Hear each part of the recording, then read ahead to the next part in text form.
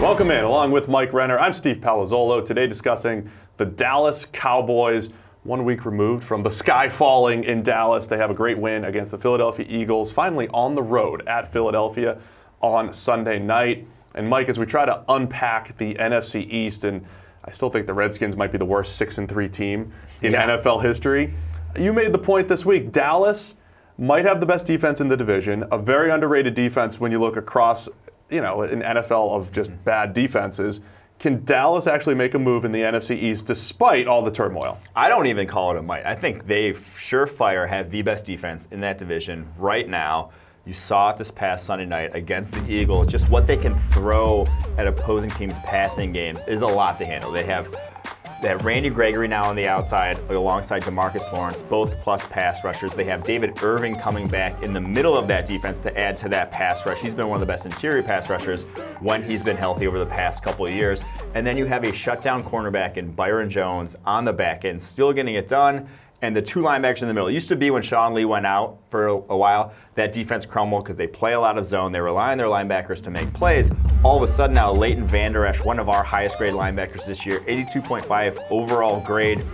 He has been basically a fill-in for Sean Lee. He is doing the exact same things that he used to do. Maybe not quite as good as Sean Lee when he's at his peak, but a good enough impersonation that the defense hasn't missed a beat. It's definitely up there. And Vander Esch, we saw him last year lead the nation in stops. Those are those tackles in and around the line of scrimmage, just making plays all over the field for Boise State. He's doing the same thing at Dallas, 5th in run stop percentage, leading the team now in stops. I love that combination. Plus, with Jalen Smith actually, starting to show some of that explosion that he had before the big knee injury. So I love their linebacking core. I also love what you said about Byron Jones, going from safety to corner. He's been our top-graded corner for much of the season. Took a slight step back in recent weeks, but still passer rating under 70 when throwing into his coverage. He has been excellent.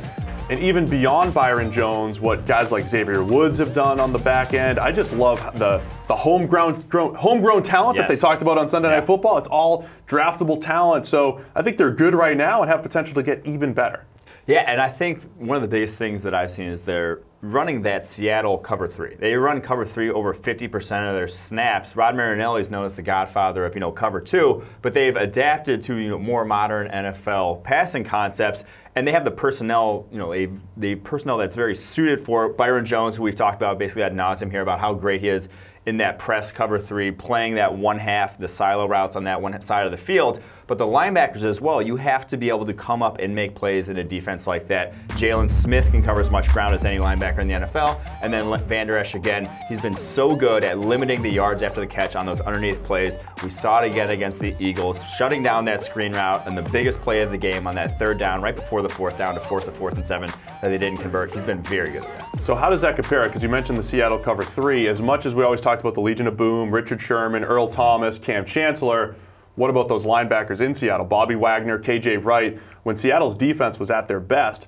those guys were playing like top 5, top 10 linebackers in the NFL. That's a position in the cover 3 scheme that is, I don't want to say as important as the secondary, but when you have top-notch play there, it does make things so much easier. I think we've seen it get more and more important, the value of a linebacker, the value of just shutting down the middle of the field. All these modern offenses with their RPOs are meant to put the linebackers in a bind. The modern passing offense, the guys that are as explosive as can be, Kansas City, New Orleans, are trying to target you over the middle of the field, not nearly as much as on the sidelines and down the field as much as we've seen in years past.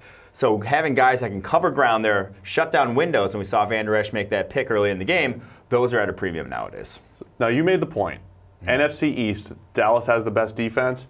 So they're better than Philadelphia that has the best front 4 still. Yes. Right? The best defensive line. That one's obvious, yeah. But they're banged up at cornerback. And then what about the Redskins? They're 6-3, but in those 3 losses, they looked pretty bad. In the 6 wins, they've looked pretty good. They're inconsistent, but that defense has put together some pretty good teams. The defense has a lot of talent, but definitely a Jekyll and Hyde type of defense. Not enough consistency there, especially at the cornerback position. Josh Norman up and down, Quinn Dunbar as well. They just do not have, in my opinion, what the Dallas Cowboys have at this point. So there you have it. Mike Renner's taking the Dallas Cowboys defense over all the rest in the NFC East. And are they your favorite to win the division still? They are. I think they're going to take it home. Mike is more of a believer in Dallas than maybe even Dallas Cowboys fans themselves.